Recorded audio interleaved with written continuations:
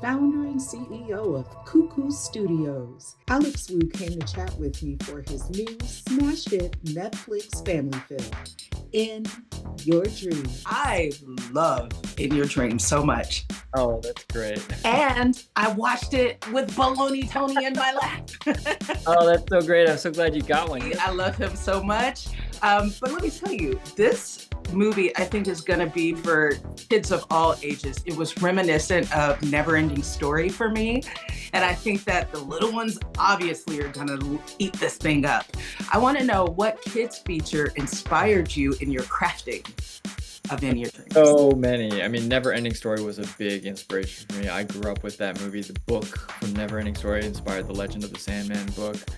I grew up watching the movie Labyrinth. I loved that film as a kid. That inspired the design of the sandcastle. I was a big fan of E.T. Elliot is named after E.T. All the Miyazaki movies like Spirited Away and My Neighbor Totoro. I mean, the Sandlings are sort of like my version of the soot sprites in those films. Hook was a big, film that I loved. This is not a kid's film, but Rain Man, it was a film that I watched as a kid. I don't know why my parents let me watch it. I watched it, and I love that film so much because the sibling story is so powerful. And I really tried to capture that same dynamic and the same power of the sibling relationship in this film. So yeah, just so many films that I grew up loving, and I tried to pay homage to them in this film. Rain Man is a good one, and I agree with you. I saw it as a kid, but that's a perfect lead into my second question, because the movie is about family, but specifically siblingship.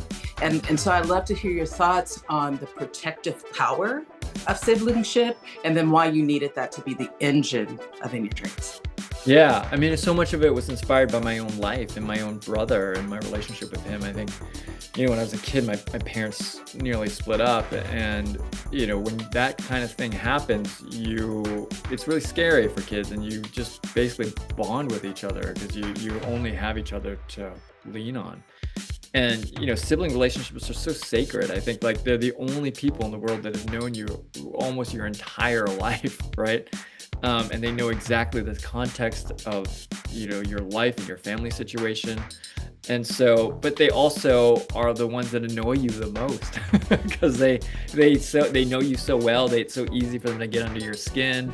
So there's just something so special about sibling relationships, and I really wanted to feature that and capture it in this film. And I haven't seen a lot of animated movies that have done that.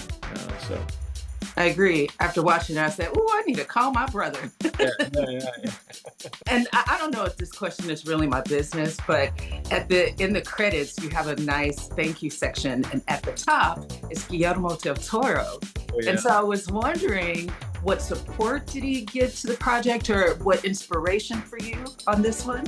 I mean, both. I mean, yeah, he's like Uncle Guillermo to me. He's obviously his films are so fantastic, and they've been such a huge inspiration for me. Pan's Labyrinth is one of my favorite films. It is just a masterpiece of cinema. And I was so lucky that when I was making this film, he somehow, I think because he's working with Netflix on Frankenstein, somebody showed him the film and he really liked it. And so he, I just had a meeting with him, and he gave me a lot of, advice, and he gave me his thoughts and his notes. But more than anything, he just really gave me a lot of validation and confidence. He's like, look, your movie is fantastic. It's like an 800-pound silverback gorilla, and it just needs to be unleashed. And so that was very, very encouraging for me, and it gave me a lot of confidence to sort of follow my instincts as a filmmaker.